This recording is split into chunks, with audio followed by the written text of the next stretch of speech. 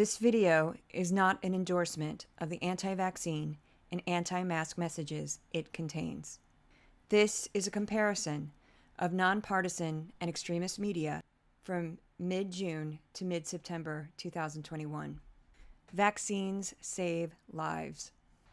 From mid-June to mid-September, the U.S. had over 8.3 million new cases of COVID-19 and over 75,000 deaths. All of the footage that follows was captured during this time period. The extremist footage is in black and white.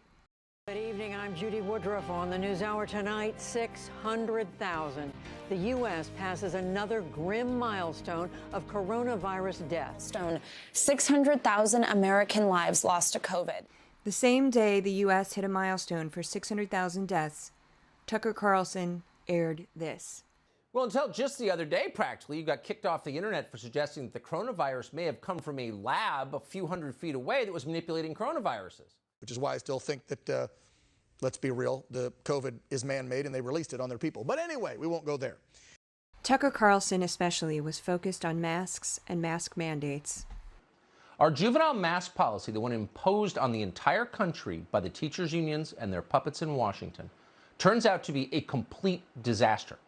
This despite the scientifically established fact that masks pose a far greater threat to children than COVID does, despite the fact that masks are demonstrably terrible for kids. We've shown you stories of parents fighting back against mask mandates for their kids, which is child abuse. To clarify that clip because it's hard to hear, Tucker Carlson just said that having children wear masks at school is child abuse. Because drugstore masks, the kind that everyone wears, do not work.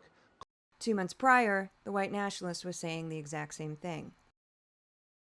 The masks didn't work. The confusion and frustration over masking mandates that have frequently played out around the country erupted in St. Louis County on Tuesday night. Tensions boiled over during a county council meeting that focused on whether to roll back new mask mandates. Just the day before, a mask mandate was issued requiring them for everyone over the age of 5. Now, the public health official called to testify during that meeting faced racial slurs, verbal attacks, and he said even physical intimidation as he was getting ready to leave. In terms of the vaccine, both One America News and America First hit the point that the vaccine was dangerous much harder than Tucker did.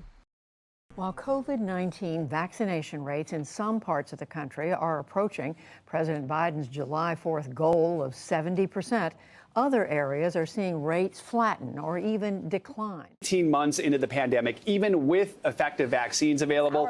We'll start, though, with the White House stepping up its push to get more Americans vaccinated. Now Real doctors, though, are starting to have some concerns about these vaccines. The fallout from the coronavirus vaccine continues to grow, and the toll on human life is now worse than anyone could have imagined. Then why are people lining up to get these vaccines, which may or may not be lethal? Rare. In fact, those 100 cases of Guillain-Barré syndrome would represent less than 1/1000% of the more than 12.8 million doses of the Johnson & Johnson vaccine that have already been administered. In this next series of clips, the nonpartisan media shares quite a bit of data in the form of numbers. Here in the U.S., health experts are warning the Delta variant will likely become the dominant strain. Quite prevalent. It's all over the country. It's doubling nearly every 2 weeks. Now, the staggering death toll from COVID-19. As we mark more than 4 million dead around the world. Florida is now seeing more positive tests than ever before. If you just look at the numbers, you will see it. Daily case numbers are reaching levels we haven't seen in months, with more than 137,000 Americans testing positive. Half of the nation. As the U.S. surpasses 36 million COVID cases, averaging now over 100,000 positive tests per day. Nearly 17,000 COVID hospitalizations across the state. And on Memorial Day, the U.S. was averaging about 21,000 new cases a day. Today, it's about 160,000.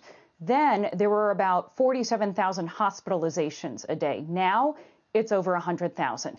And deaths had dropped to under 1,000 a day in May. Now the country is averaging more than 1,500 daily deaths for the first time since March. In this clip, Dan Ball of One America News Network argues that the numbers of dead from COVID-19 are inflated, while the numbers of people harmed by the vaccine are being undercounted. Now the left will take the clip and go, yeah, Dan, but to the 600 and some thousand that died, they didn't have that choice. So get vaxxed, wear your mask, and shut up, because you're only talking about 10,000 that have died from the shot. First of all, the numbers of 658,000 dead are inaccurate. That's died with and died from. I say it every week on this program. And 10,000 or so dead is all we know. They're underreporting deaths, I'm sorry. And two, tens of thousands have had major side effects. He provides no evidence of this. Here's where the three extremist sources agreed the most. America First was the most melodramatic, but Tucker Carlson and One America News Network weren't that far behind. We are living through the transformation of a formerly democratic republic into something else. We're looking at growing authoritarianism. That's not an overstatement.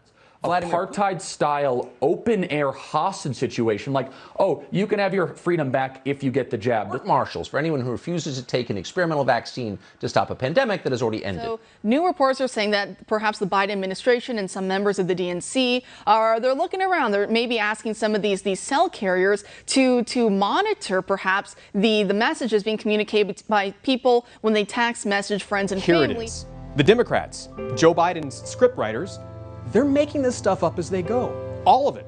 Every bit of it. It's a gamble for power, not public health. Once the government learns that all it takes to get total control over our lives is to declare an emergency, well, then they're never going to stop declaring emergencies. All enough to make you wonder if maybe Democrats might be using COVID for political advantage. For the following clips, I'm just going to quote from the footage. As the quotes are so extreme, this video will probably get pulled if I include them.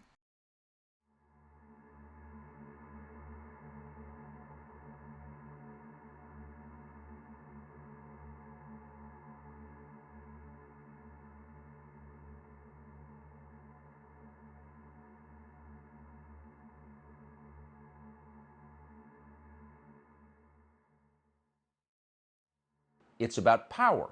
If they can make you take medicine you don't want or need, they've won. You are theirs. You belong to them. Keep in mind, it wasn't so long ago that authorities in this country forcibly sterilized and lobotomized American citizens against their will. Why? In the name of public health. If you missed it, Tucker Carlson just compared an FDA-approved vaccine to forced lobotomies.